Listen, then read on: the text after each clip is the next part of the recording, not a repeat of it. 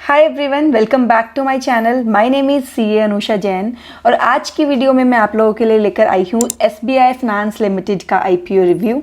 तो SBFC finance limited company करती क्या है, जीएमपी क्या चल रहा है, वैल्यूएशंस कैसी है, आईपीओ की ओपनिंग डेट क्या है, क्लोजिंग डेट क्या है, किस रेट पर आपको शेयर्स मिलने वाले हैं, अलॉटमेंट कैसे आपको फाइनलाइज होगी, किस डे पर आपको अप्लाई करना चाहिए नहीं करना चाहिए, मैं कर रही हूँ या नहीं कर रही हूँ, ये सब मैं आप लोगों के साथ इस वीडियो में डिस्कस करने वाली हूँ। तो एंड तक इस वीडियो में ज़रूर बने रहिएगा। तो एसबीएफसी फाइनेंस लिमिटेड 2008 में इनकॉर्पोरेट हुई थी। ये एक systematically important non deposit taking NBFC है। तो बेसिकली जो ये कंपनी है ये नॉन डिपॉजिट टेकिंग एनबीएफसी है, नॉन बैंकिंग फाइनेंस कंपनी है। इस कंपनी का जो प्राइमरी कस्टमर बेस है वो है entrepreneurs, small business owners, self employed individuals, salaried and working class individuals जिनको कहीं और लोन नहीं मिल पाता है। बेसिकली ये company secured MSME loans and loans against gold देती है, तो काफ़ी इससे सिक्योरिटी मिल जाती है बिजनेस को।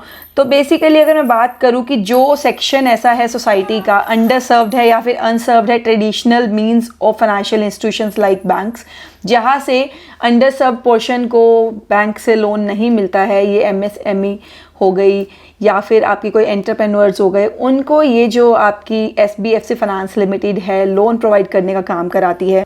बेसिकली बहुत सारे फैक्टर्स हैं जो ये कंपनी कंसिडरेशन में रखती है लोन्स प्रोवाइड करने से पहले, और ये अपनी सर्विसेज एंटरप्रेन्योर्स को देती है ताकि वो लोग भी आगे अपना बढ़ सके और अपने बिजनेस को एक आगे लेवल पर लेकर जा सके। अगर मैं इस एंटिटी की बात करूँ तो इस एंटिटी का बहुत बड़ा एक्सटेंसिव नेटवर्क है। अगर मैं 31 दिसंबर 2022 को देखूँ तो इस कंपनी ने 105 सिटीज़ में, जो 16 इंडियन स्टेट्स में है और 2 यूनियन टेरिटरीज़ में है, अपना फुटप्रिंट बना लिया है। 137 ब्रांचेस है कंपनी की आज के टाइम पर। अब मैं आईपीओ की डिटेल्स की बात करूँ तो आईपीओ ओपन होने वाला है 3 अगस्त को एंड क्लोज होगा 7 अगस्त को। फेस वैल्यू पर शेयर 10 रुपीज़ है। प्राइस है जो 54 से 57 रुपीज़ पर शेयर है।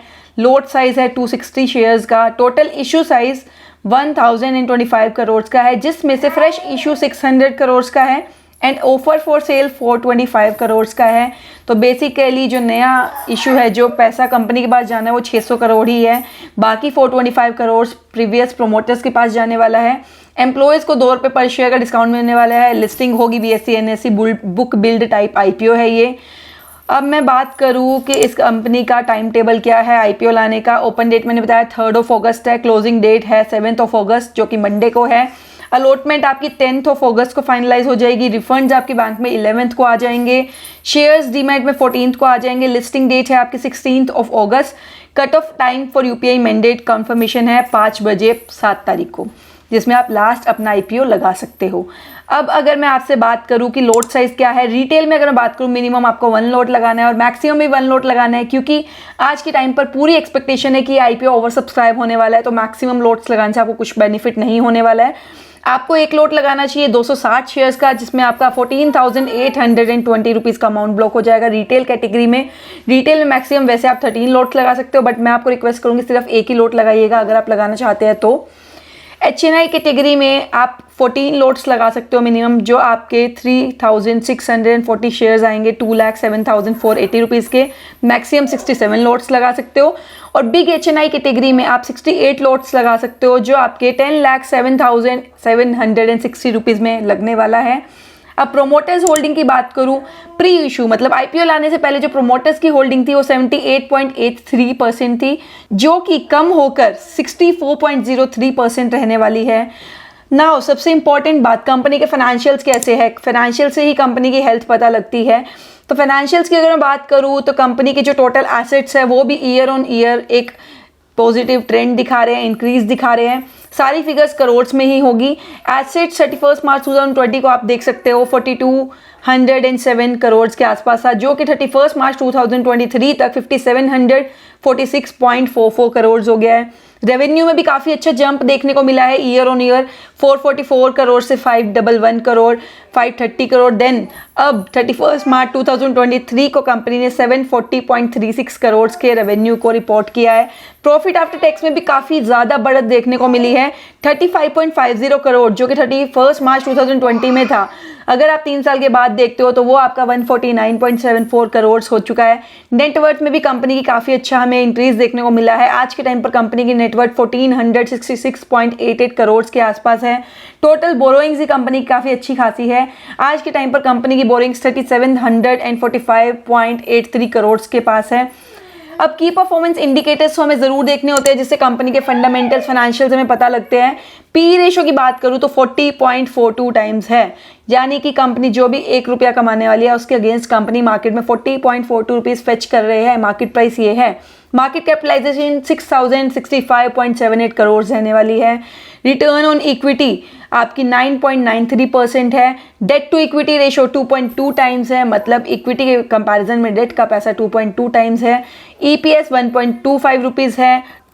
Now will talk about the objectives of the issue. Objectives जो कंपनी का है, अपनी company basic future capital requirements को फंड करना चाहती है, अपने बिजनेस को ग्रो करना चाहती है और अपने एसेट्स बढ़ाना चाहती है। अब हम ग्रे मार्केट प्रीमियम का बात करते हैं कि ग्रे मार्केट प्रीमियम क्या चल रहा है इस आईपीओ का।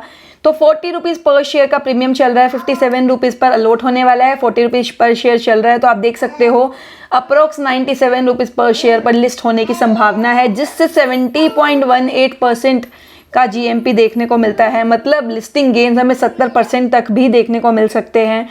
तो अगर मैं जीएमपी की बात करूं, फंडामेंटल्स की बात करूं, अगर मैं वैल्यूएशंस की बात करूं, जो इस कंपनी के पीयर्स हैं उनकी वैल्यूएशंस भी 35 पी रेशियो 35 टाइम्स के आसपास, 40 टाइम्स के आसपास, 45 टाइम्स के आसपास है। तो वैल्यूएशंस की बात करूं तो वैल्यूएशंस बहुत ज़्यादा हायर नहीं रखी गई है, बहुत ज़्यादा लोअर नहीं रखी गई है। थोड़ा सा स्कोप बचाया गया है कि आप लोग लिस्टिंग गेन अर्न कर सकते हो।